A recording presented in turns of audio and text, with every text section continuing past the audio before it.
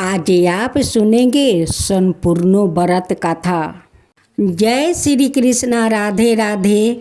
आज आप सभी ने सुनेंगे गणेश संकष्टी चतुर्थी की व्रत कथा। एक दंत दयावंत, चार भुजी धारी, मस्तक तिलक, शोभे मूस की सवारी, गणेश जी की कथा। तो बोलो जय संकष्टी गणेश भगवान की जय। एक दंत दयावंत गणेश जी की जय।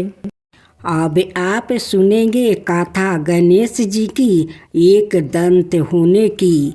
बात उस समय की है जब परशुराम ने अपनी प्रतिज्ञा के अनुसार पृथ्वी को क्षत्रियों से रहित कर दिया था। तब वो अपने गुरु भूतनाथ के चरणों में प्रणाम करने और गुरु पत्नी अम्बा और उनके नारायण तुलिया दोनों गुरु पुत्रा कार्तिकेय और गणनायक को देखने की लालसा से कैलाश पहुँचे। वहाँ उन्होंने अत्यंत अद्भुत कैलाशपुरी का दर्शन किया। अपने गुरु की उस दिव्यापुरी के दर्शन करे रेणुका नंदन आनंद विभोर हो गया। फिर उन्होंने शिव का 15 योजन ऊंचा और 4 योजन विस्तृत अत्यंत सुंदर आश्रम देखा। परशुराम वहाँ सबसे पहले और उन्होंने सबसे बात की। उनके बाद वो नंदीकेश्वर से आज्ञा प्राप्ति कर प्रसन्नता पूर्वक आश्रम के भीतर प्रवेश किया। कुछ ही आगे जाने पर महातपस्वी परशुराम ने बहुमूल्य रत्नों से सैकड़ों मंदिर देखा। उन्होंने वहाँ का भीतर द्वार देखा जो नाना प्रकार की चित्रकारी से चित्रित और हीरे मोतियों की गूंथी हुई मालाओं से अत्यंत शोभा यमन था। परशुराम ने द्वार के बाएं भाग में अपने गुरु पुत्रा कार्तिकेय को देखा और दाहिनी और पार्वती नंदन गणेश और शिव पार्वती के अवलोकन किया। वो वहाँ रत्न भरन भूषित बहुमूल्य रत्नों से बने सिंहासनों पर आसीन थे। परशुराम सबसे मिलते और प्रेम पूर्वक बात करते हुए प्रसन्न चित्त से आगे बढ़ते ही थे कि गणेश ने उन्हें देखकर कहा, शूलपाणी इस समय शयन कर रहे हैं। मैं उन परम प्रभु की आज्ञा प्राप्ति कर तत्काल तुम्हें साथ ले चलूँगा। बस इतनी देर रुक जाओ। परशुराम ने गणेश के सम्मुख खड़े खड़े उत्तर दिया, बंधुवर, मैं अपने गुरु शिव और माता पार्वती के दर्शन करना चाहता हूँ। मैं उनके चरणों में प्रणाम करे अभी लौट जाऊँगा। गणेश ने उन्हें अनेक प्रकार से समझाते हुए कहा, इस समय भूतेश्वर शिव और माता पार्वती अंतपुर में है, अतएव अभी आपको वहाँ नहीं जाना चाहिए। परम गुरुदेव शिव और माता पार्वती के चरण कमलों के दर्शन करने का मेरा साहस अधिकार है। परशुराम अपने आग्रह पर डटे थे, किंतु गणेश उन्हें अत्यंत विनय पूर्वक समझाते रहे। मैं तो परम पिता शिव और माता पार्वती के दर्शनार्थ जाऊंगा ही। यह कहकर परशुराम आगे बढ़ना ही चाहते थे कि गणेश ने उन्हें रोक दिया। 21 बार पृथ्वी को क्षत्रियों से रहित करने वाले बिरगु नंदन कृपित हो गए और उनका गणेश से विवाद ही नहीं हुआ। हाथापाई भी होने लगी। कुमार कार्तिकेय ने उन्हें समझाने का प्रयास किया, किंतु क्रोधे परशुराम ने उन्हें धक्का दे दिया, जिससे वो गिर गया। शिवपुत्र गणेश ने उठकर परशुराम की उदरदानता के लिए उनकी भर्त दर्शन की तो क्रोध परशुराम ने अपना तीक्ष्ण परशु उठा लिया। तब गणेश ने अपनी सूर बढ़ाकर उन्हें उसमें लपेट लिया और घुमाने लगे। गणेश की सूर में लपेटते परशुराम सर्वथा असहाय और निरुपाय थे। गणेश के योग बल से परशुराम संत भीत रह गया। गणेश ने परशुराम को सपत द्वीप, सपत पर्वत, सपत सागर, भूलक सरक लोक, जन लोक, दुरूप लोक, गौरी लोक और शंभु लोक में घूमते हुए समुंदर में फेंक दिया। परशुराम समुंदर में तैरने लगे तो निरामय गणनाथ ने उन्हें पुनः अपने सूर में उठा लिया और घूमते हुए वैकुंठ धाम दिखाकर गोलक धाम का दर्शन करा दिया। वहाँ परशुराम ने मंद मंद मुस्कुराते हुए बंसी विभूषित नौ नीरद श्री कृष्णा के साथ रास रमेश्वरी राधा का दर्शन किया।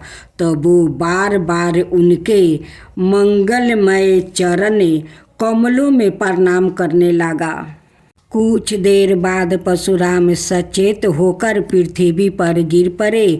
उस समय उनका प्रतिबद्धि मुख संत भक्त गणेश जी द्वारा किया हुआ स्तन भी दूर हो गया।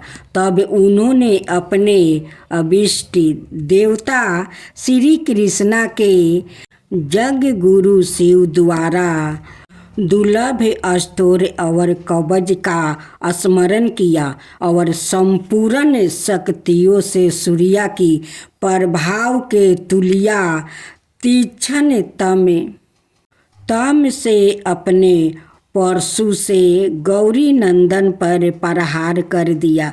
गणेश ने अपने परम पूज्य पिता के अबोध अस्त्र का सम्मान करने के लिए उसे अपने बाएं दांत से पकड़ लिया। शिव शक्ति के प्रभाव से वो तेजस्वी परशु गणेश के बाएं दांत को समूल काट कर पुनः रेणुका पुत्र परशुराम के हाथ में लौट आया। गणेश का दांत टूटते ही भयानक गर्जना हुई और रक्त का फव्वारा फूट पड़ा। मुंह से निकल कर रक्त से साना दांत भूतल पर गिर पड़ा। उस समय धरती कांप उठी। यह दृश्य देख कर कार्तिकेय, क्षेत्रपाल आदि पार्षद और सुने में देवगण अत्यंत भयभीत होकर हाय हाय करने लगा। कैलाश वासी डर से मूर्छित हो गया। निद्रापति सुदरात्मा शिव की निद्रा भंग हो गई। बेटा यह क्या हुआ? दौड़ी हुई पार्वती आई तो उन्होंने अपने पुत्र गणेश के टूटे दांत और रक्त से सने हुए मुंह को देखा और देखा कि उनके हृदय खंड गणेश क्रोधे सुनिया परम शांत लाज से सिर झुकाए खड़े हैं। अत्यंत व्याकुल होकर उन्होंने स्कंद से पूछा, क्या बात है? यह कैसे हुआ?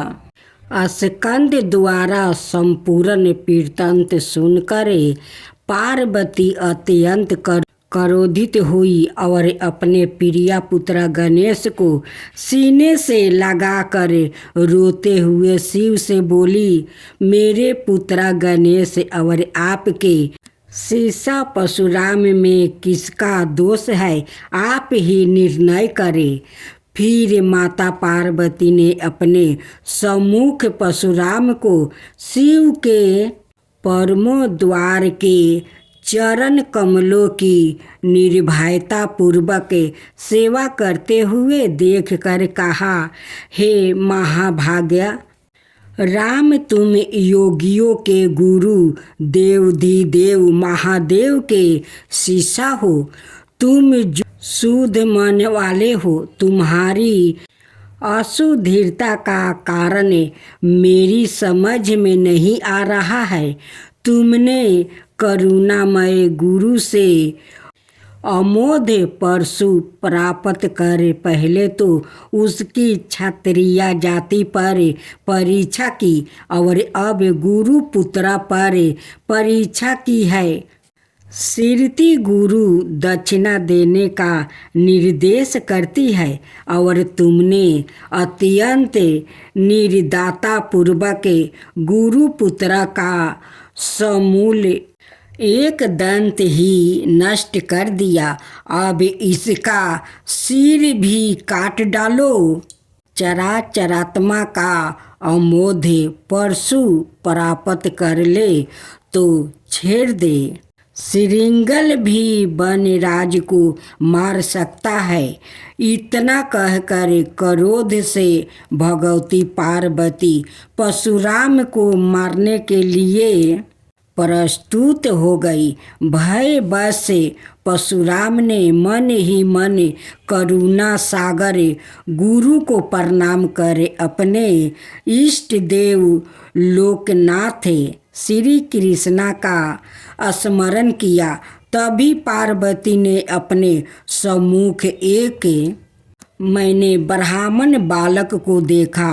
उस परम तेजस्वी ब्राह्मण बालक को देख कर अतु राता से भगवान शंकर ने भक्ति पूर्वक मस्तक झुकाकर प्रणाम किया। उसके बाद माता पार्वती ने भी उसे प्रणाम किया। परम तेजस्वी ब्राह्मण बालक ने शिव और पार्वती को शुभ आशीर्वाद प्रदान किया। यह दृष्टि देखकर कैलाशवासी बालक बालिकाएं भयभीत और चकित हो गया। फिर भगवान शंकर ने उनका पूजन किया। वो बामन भगवान रत्न सिंहासन पर विराजमान थे। उनका उत्कृष्ट तेज सबरता फैल रहा था। भगवान शंकर ने मधुर शब्दों में कहा, आज मेरा परम सौभाग्य है जो अपने कृपा पूर्वक मेरे यहाँ पधार कर मुझे सेवा का अवसर प्रदान किया है। आशुतोष शिव की मधुर वाणी से प्रसन्न होकर ब्राह्मण बाल रूपी सवाए श्री हरि ने गंभीर सवार में कहा, आप लोग की वर्तमान स्थिति जानकर मैं श्वेत द्वीप से आ रहा हूँ। मेरे भक्तों का कभी अमंगल नहीं होता। मेरा सहस्त्रों उनके रक्षा परिचन प्रस्तुति रहता है, किंतु गुरु के रूठ होने पर मैं बेबस हो जाता हूँ। गुरु की अवहेलना बलवती होती है। विद्या और मंत्र प्रदान करने वाला गुरु अभीष्ट देव से 100 गुना श्रेष्ठ है। गुरु से बढ़कर कोई देवता नहीं है। पार्वती से बढ़कर कोई पतिव्रता नहीं है और गणेश से उत्तम कोई जितेंद्रिया नहीं है। भृगु नंदन ने गुरु पत्नी और गुरु पुत्र की अवहेलना कर दिया है, उसी का मार्जन करने के लिए मैं यहाँ उपस्थित हुआ हूँ। श्री हरि ने भगवान शंकर के बाद भगवती पार्वती से कहा, तुम जग जननी हो, तुम्हारे लिए गणेश, कार्तिकेय और परशुराम भी पुत्र तुल्य है। इन परशुराम के स्नेह के प्रति शिव और तुम्हारे मन में भेद नहीं है। अतः जो उचित समझो करो। देव 12 प्रबल होता है। बालकों का यह विवाद तो देव दोष से ही घटित हुआ है। तुम्हारे इस प्रिय पुत्र का एक दंत नाम वेदों में प्रसिद्ध है। फिर श्री हरि ने परशुराम से कहा, राम, तुमने क्रोधवश शिव पुत्र गणेश का दंत तोड़ कर अनुचित किया है। इस कारण तुम निश्चय ही अपराधी हो। यह सबर शक्ति सवारूपा पार्वती प्रकृति से परे और निर्गुण है। श्री कृष्णा भी इन्हीं की शक्ति से शक्तिशाली हुआ है। यह समस्त देवताओं की जननी है। तुम इनकी स्तुति कर इन्हें संतोष करो। इतना कह कर श्री हरि वैकुंठ के लिए प्रस्थान कर गया। परशुराम ने भी स्नान कर शुद्ध वस्तु धारण कर लिया। फिर वो हाथ जोड़कर गुरुदेव के चरणों में प्रणाम कर सिर झुकाया। जननी गौरी का स्तवन करने लगे। भक्ति भरे परशुराम के संपूर्ण अंग पुलकित थे, आनंदाश्रु प्रवाहित हो रहे थे। इस प्रकार करुणा प्रार्थना करते हुए अंत में परशुराम ने कहा, जग जननी, रक्षा करो, मेरे अपराध को क्षमा कर दो। भला कहीं बच्चे के अपराध करने से माता कृपित होती है। यह कहकर परशुराम ने माता पार्वती के चरणों में प्रणाम किया और अत्यंत दुखी होकर रोने लगा। परशुराम की करुणा प्रार्थना से करुणामयी पार्वती का हृदय द्रवित हो गया। उन्होंने प्रतिपूर्वक परशुराम को अभय वरदान देते हुए कहा, बेटा, अब शांत हो जाओ। आशुतोष के अनुग्रह से तुम्हारी सर्वत्र विजय हो। समर्थ रत्मा श्री हरि तुम पर सदा प्रसन्न रहे। गुरुदेव शिव में तुम्हारी भक्ति दृढ़ रहे। तुम अमर हो जाओ।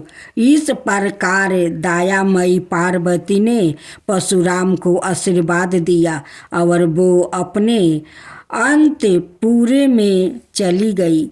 उस समय वहाँ श्री भगवान के मंगल नाम का उच्चारण घोष होने लगा। फिर परशुराम ने एक दंत गणेश का स्तवन किया और गंध पुष्प धूप दीप एवं तुलसी रहित नैवेद्य आदि से लंबोदर की प्रीतिपूर्वक पूजा की। परशुराम ने भक्ति भाव से भाई गणेश को संतोष कर माता पार्वती और कृपा सिंधु त्रिलोचन के चरणों में प्रणाम किया। फिर उन्होंने गुरु की आज्ञा प्राप्ति करे प्रसन्नता पूर्वक वहाँ से प्रस्थान। राधे राधे दोस्तों, आज आप सुने चौठ माता की व्रत कथा। एक सेठ सेठानी थी, उनके एक बेटा और बहू थी। बहू सबको भोजन करा के फिर सवाए भोजन करती।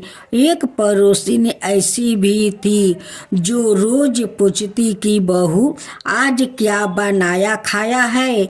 बहू कहती ठंडो बासी। एक दिन उसके पति ने ऐसा सुनकर विचार किया कि आज तो पकवान बनाए जाए, फिर देखे कि मेरी पत्नी क्या करती है। उसने तरह तरह के पकवान बनाए और घर के सभी लोगों ने एक साथ बैठकर भोजन किया। आज भी पड़ोसन ने पूछा तो बहू ने कहा कि ठंडो बासी। सेठ के लड़के ने सोचा हो ना हो कोई बात अवश्य है जिससे कि मेरी पत्नी ऐसा कहती है। उसने पत्नी से पूछा तुम रोज ठंडो बासी खाए ऐसे क्यों कहती हो, जबकि अपना सबने एक साथ बैठकर कई तरह के पकवान खाए। उसकी पत्नी बोली आपने जो खा रहे हैं वो बाप बूढ़े की कमाई है। जिस दिन आप काम करके लाएंगे उस दिन मैं समझूंगी कि ताजा भोजन कर रहे हैं। अब एक दिन लड़के ने माँ से कहा मैं एक बड़े शहर में कमाई करने जा रहा हूँ। माँ बोली बेटा आपने पास इतना धन है कि खाए नहीं शेष होगा। माँ के माना करने पर भी बेटे ने सवाए कमाने का जिद कर लिया और जाते समय पत्नी से कहा मैं जब तक काम करके बहुत सा धन लेकर ना आऊं तुम चूल्हे की आग मत बुझने देना। एक दिन चूल्हे की आग बुझ गई तो वो मन ही मन घबराने लगी, कहीं मेरे पति पर संकट तो ना आन पड़ा। जल्दी से पड़ोसिन के घर गई और उनकी घर से आग लाकर चूल्हे में रख दी। ऐसा विचार करके पड़ोसिन के घर गई। वहाँ पड़ोसिन चौठ माता का व्रत पूजन कर रही थी। पड़ोसिन ने कहा थोड़ी देर में आकर ले जाना। बहू ने पड़ोसिन से पूछा आप यह व्रत क्यों करती है, इस व्रत करने से क्या मिलता है। पड़ोसिन ने कहा चौठ माता के इस व्रत को करने से अन्न लक्ष्मी मिले और अपनी मनोकामनाएं पूरी हो जाता है। अब बहू भी चौठ माता का व्रत करने लगी। दीवार पर चौठ माता बनाई। उस दिन घी गुड़ का चूरमा बनाकर रात्रि को चंद्रमा को अर्घ देकर भोजन करती है। ऐसे करते करते बहु दिन हो गया। चौठ माता ने उस बहू के पति को सपना दिया कि साहूकार का बेटा तू जागे है कि सोवे, तेरी पत्नी बहुत याद कर रही है। घर जाकर उसकी चिंता मिटा।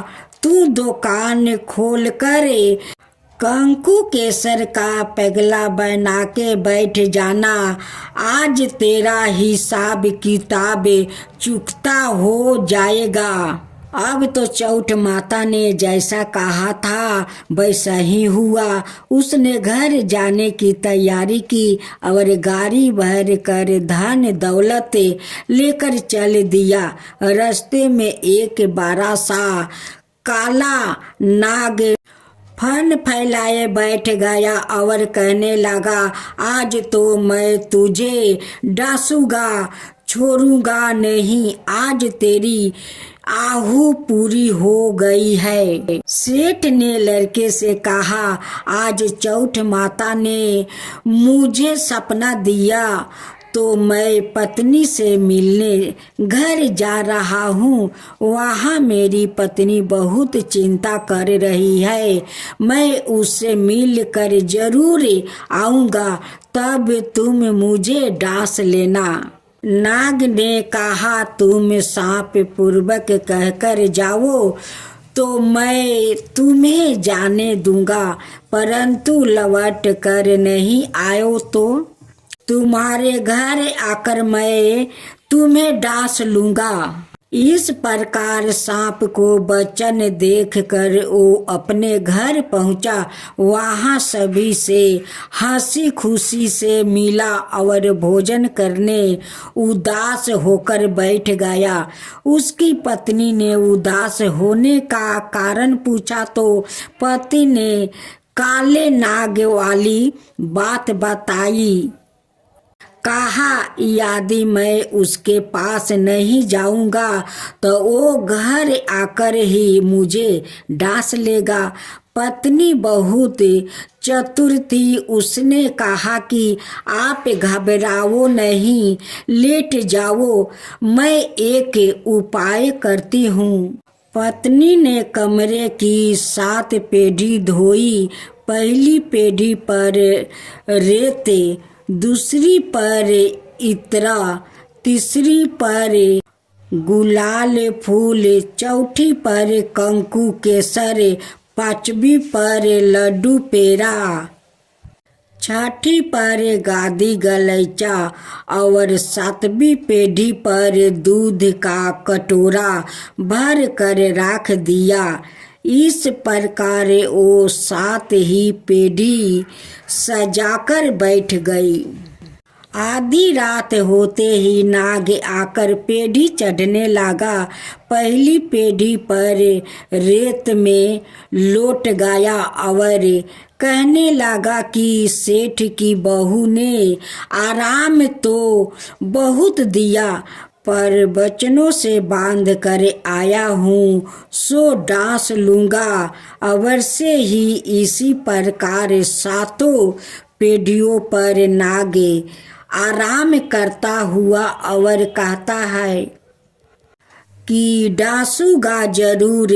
कमरे में जाने वाला था कि चौठ माता ने विचार किया कि मैं इसे नहीं बचाऊंगी तो संसार में धर्म कर्म और व्रत पूजन को कौन मानेगा। अब तो गणेश जी, चंद्रमा जी और चौठ माता ने उसे बचाने का विचार किया।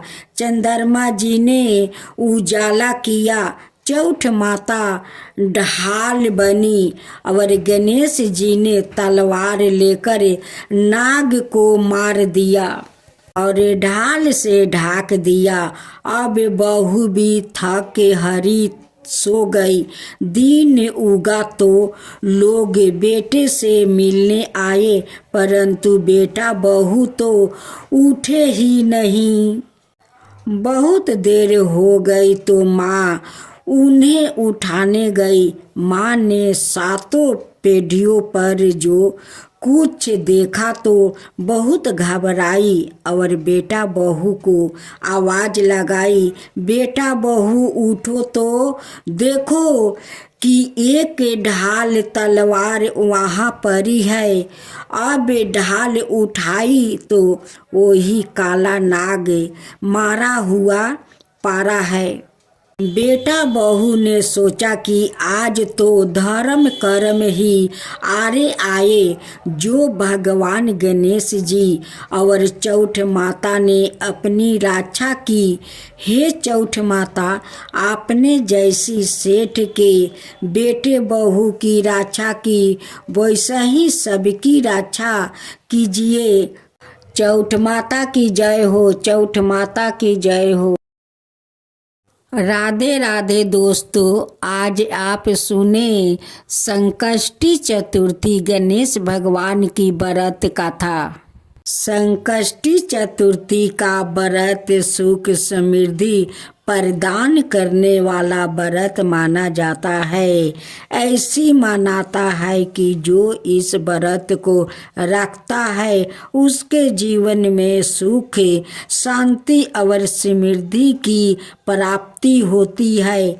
जीवन में आ रही सभी बाधाओं दूर हो जाती है। इस दिन प्रथम पूजनीय भगवान श्री गणेश की पूजा की जाती है। आज के दिन भगवान श्री गणेश के 5 मुखी हेरम्ब रूप की पूजा करने का विधान है, जिसमें गणपति शेर पर बैठे नजरे आते हैं। मानता है कि जो भी भक्त आज के दिन हेरम्ब रूप में भगवान गणेश की पूजा कर चंद्र देव को अर्घ देते हैं, भगवान उसके सभी कष्ट हर लेते हैं। इसी दिन भगवान श्री गणेश की विधि विधान से पूजा करनी चाहिए और पूजन के बाद व्रत कथा और आरती जरूर करनी चाहिए। ऐसे करने से विघ्न हरता अपने भक्तों के सारे विघ्न हर लेते हैं और उनकी मनोकामनाएं पूरी करते हैं।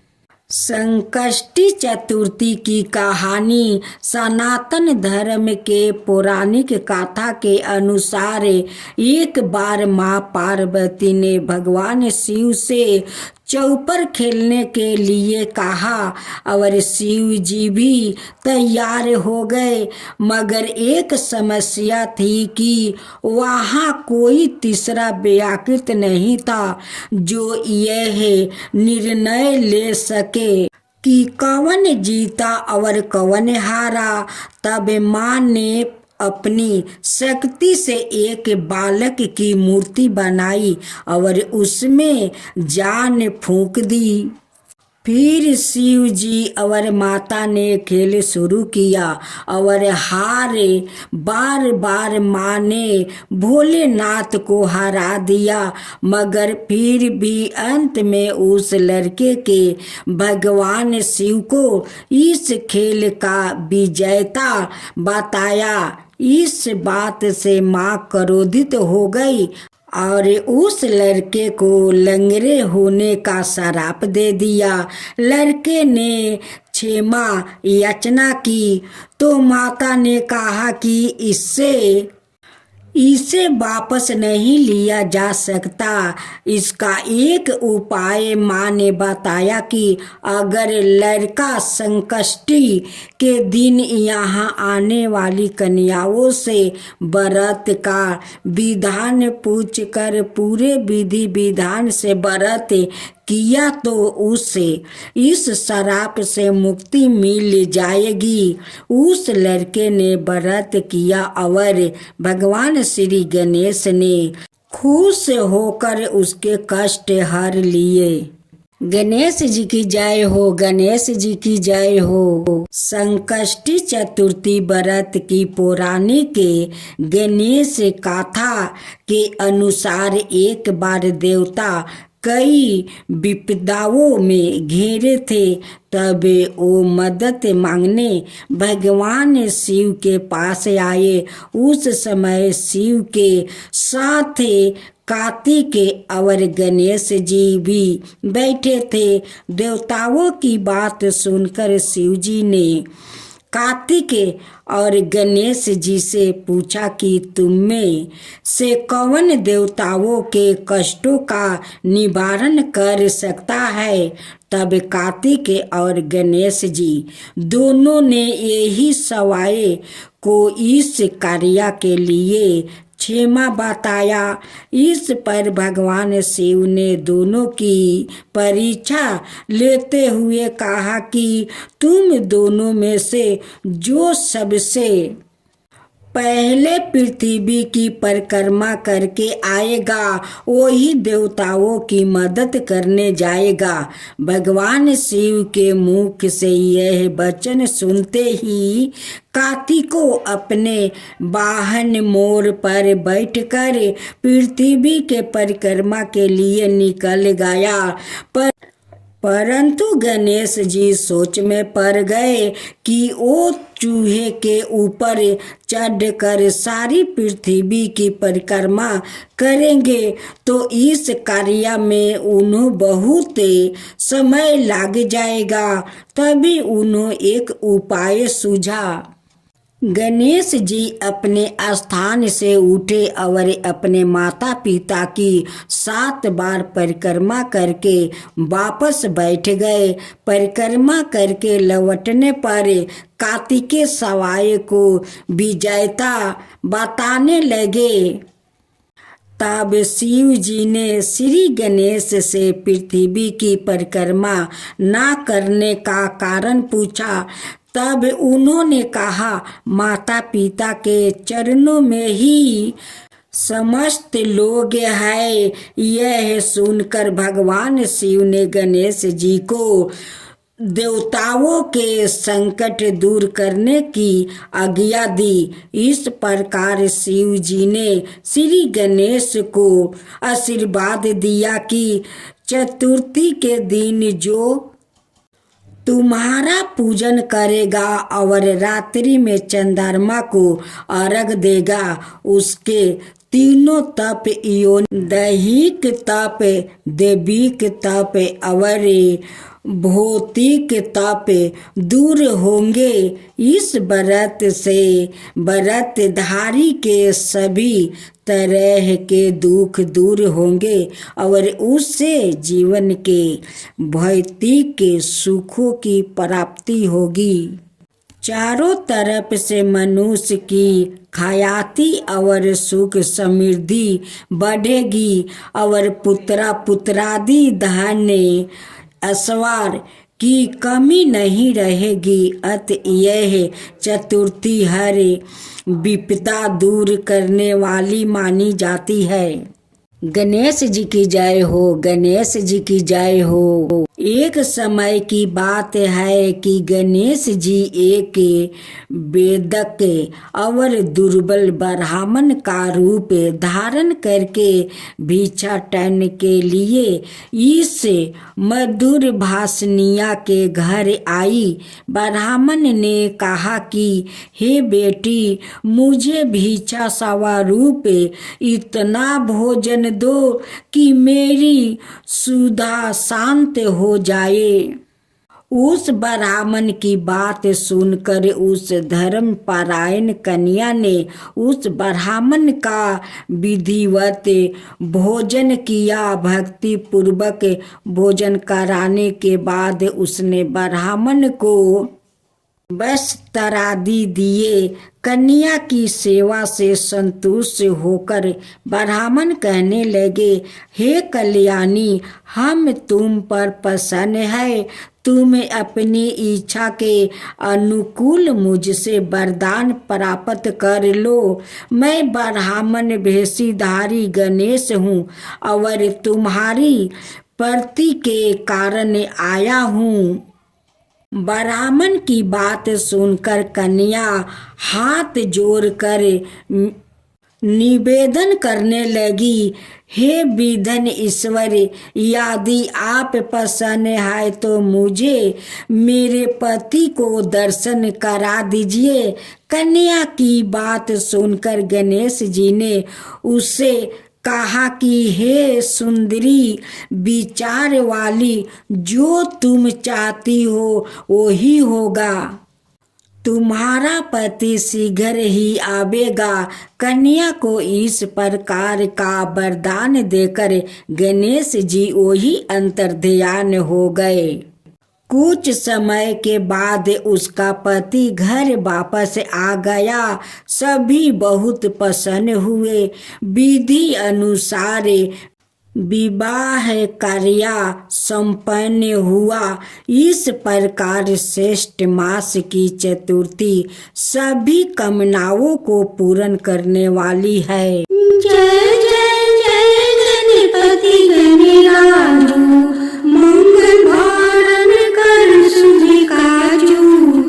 जो गजबंदन साधन सुखदाता, विश्व विनायक बुद्धि विधाता।